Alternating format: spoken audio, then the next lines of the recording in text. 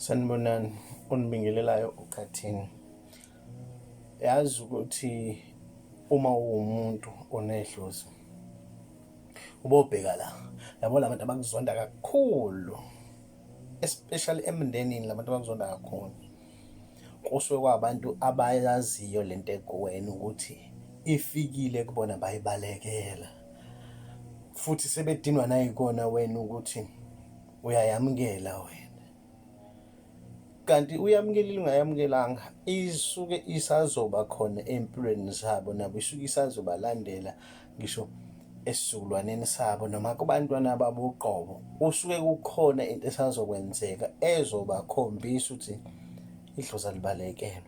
Idlozi ungalibalekela, ulibalekele indlela othanda ngayo, kodwa awukho umgodi wokulicashela. Akugcini wena, kugcina lona.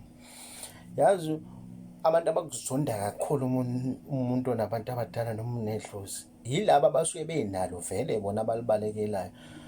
Yazi ukuthi umuntu etheksini azonde ngisho ukuhlala eduze kwesangoma, omunye akhetha ukuphuma sale ngoba nje naku uhleli nesangoma umpintshene naso. Omunye ahlala abhekele mengabe ukuthi ujahile lana indlela yokuphuma, useyobheka lena akajije kumqalize ifika iteksi la yakhona.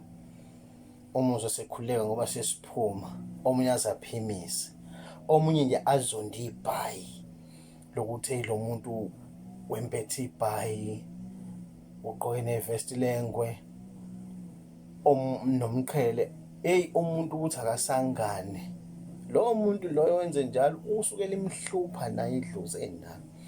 Yazi ngisho uma wakhe kuzala, uma abalekela idlozi akeve ekuzonda nawe uma nalo, kodwa ukhombisa ukulamukela.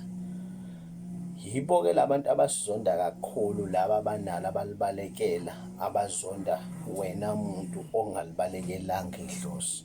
Nawe bebefisa ukuthi wenze njenganabo, ulibalekele.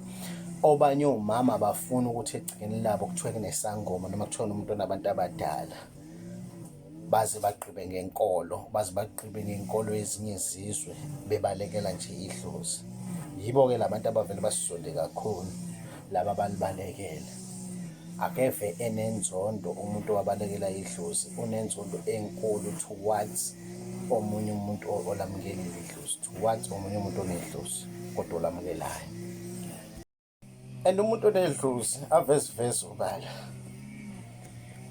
uyahluleka ukucasha, njengoba ngisho ukuthi awukho umgodi wokucasha.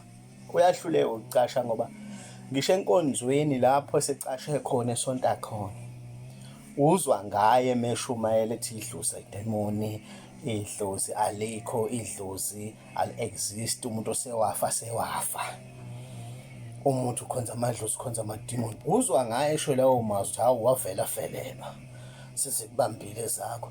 Umbona ngako ngoba akakhohlwa yilona, noma eshumayela akakhohlwa yilona, noma ehamba endleleni eqalaza akakhohlwa yilona, kodwa ucashile le cashe khona ngoba ukuthi ucashele lona. Lo muntu lo uthanda noma ukuthi meshumayela ashumayele ngala axekelwa ilo onalo impela. Othola ukuthi abantwana bakhe bona bathi mabeyamtshela ukuthi hayi manje sinenkinga kanjena, sinabantu abathi angafuni ukizwa, athi namadimoni hamba nosonto. Kanti bese zithi ziyalandela, uyena lo abaleka kwakufanele ngabe walamukela kulo mndeni lolu bizo, selidlulile ebantwaneni.